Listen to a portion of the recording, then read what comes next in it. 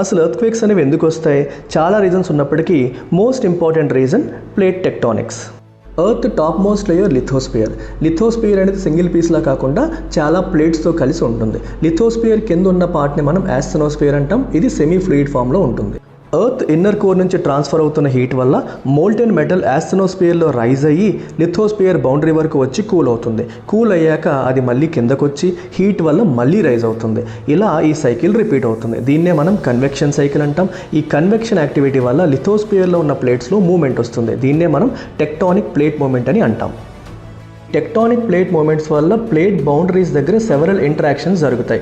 Like convergent boundary దగ్గర కొల్లిజన్, divergent boundary దగ్గర separation, transform boundary దగ్గర స్లైడింగ్ పాస్ట్ ఈచ్ అదర్. ఈ ఇంటరాక్షన్స్ అనేవి ఎర్త్ క్రస్ట్ పైన చాలా స్ట్రెస్ని క్రియేట్ చేస్తాయి. ఇలా క్రియేట్ అయిన ఎక్సెస్ స్ట్రెస్ అనేది సీస్మిక్ ఎనర్జీ వేవ్ రూపంలో రిలీజ్ అయ్యి ఎర్త్క్వేక్కి కారణమవుతుంది.